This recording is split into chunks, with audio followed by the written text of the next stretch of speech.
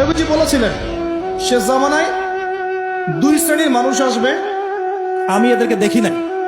নবীজি দেখেন নাই মানে 1400 বছর আগে ওরা ছিল না। এক শ্রেণী হচ্ছে হাতের মধ্যে মানুষকে মারার কিছু অস্ত্র নিয়ে ঘুরে বেড়াবে। এরা মানুষকে নির্মমভাবে পিটাবে, নির্মমভাবে পিটাবে, নির্মমভাবে মানুষকে পিটাবে। এই শ্রেণীকে আমি দেখিনি, এরা আসবে পরে। আরেক শ্রেণী হচ্ছে এমন এক শ্রেণীর মহিলা বের হবে যারা কাপড় পরেও নগ্ন থাকবে, নিজেরাও আকৃষ্ট হবে, অন্যকে আকৃষ্ট করবে। তো এই মেয়েদেরকে তো দেখতে পাচ্ছেন, এখন পাচ্ছেন না? তার মানে কিয়ামত কাছে না দূরে? আর আমি এখন ওই হাতে লাঠিওয়ালা ওই গ্রুপকেও খুঁজে পেয়েছি। হাতে লাঠিওয়ালা সেই গ্রুপ কোনটা জানেন? ওই যে ঘরের মধ্যে ঢুকায় ঢুকায় যে ছেলেগুলোকে মেরে মেরে রাত্রেবেলা মেরে ফেলায়, সেটা গ্রুপে।